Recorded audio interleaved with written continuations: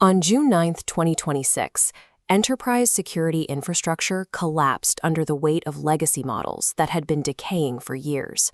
4 massive, simultaneous breaches hit different sectors, compromising everything from the Linux kernel to Meta's consumer support systems. These simultaneous events reveal a unified, systemic failure occurring across every layer of the modern compute stack.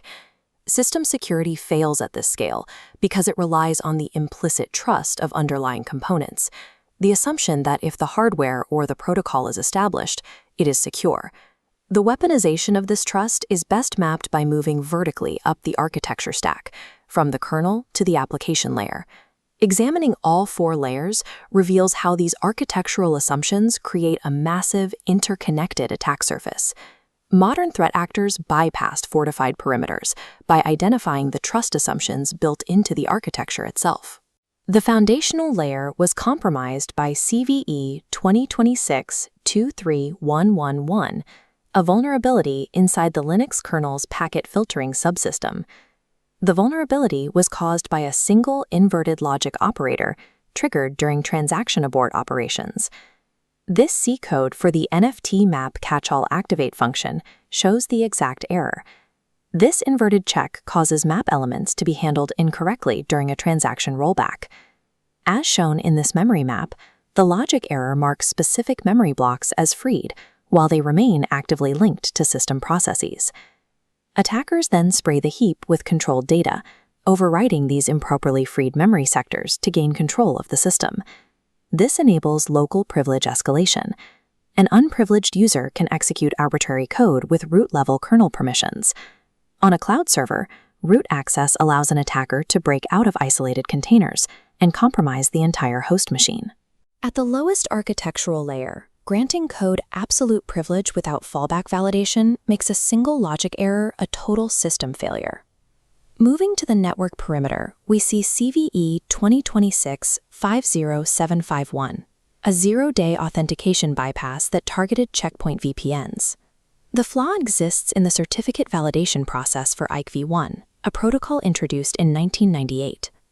Unauthenticated remote actors can establish a recognized VPN connection, slipping past monitoring systems without valid credentials. The Keelan ransomware group exploited this access, spending up to 2 weeks inside compromised networks before being detected. They moved laterally across the infrastructure to reach domain administrator level, then exfiltrated mass amounts of sensitive data. Once the data was secured, the group deployed Keelan ransomware across critical systems to trigger double extortion demands. This campaign targeted dozens of organizations for a full month before a patch was made available. Maintaining legacy protocols from the late 90s is an active liability. Relying on vendor patch cycles ensures a window of vulnerability that attackers are ready to exploit. In the software supply chain, GitHub executed an emergency takedown of 73 Microsoft repositories in just 105 seconds. This sweep targeted the miasma worm, self-replicating malware designed to compromise the development process itself. Miasma specifically targets developers who use AI coding assistants like Copilot or Gemini. These developers are high-value targets because they hold the API keys and access tokens necessary to reach proprietary model weights and cloud infrastructure. This map shows how the worm harvests the environment. It extracts SSH keys and GitHub tokens, transmitting them directly to an external command server. Using those credentials, the worm injects malicious hooks into other repositories the developer can access, spreading through the dependency graph.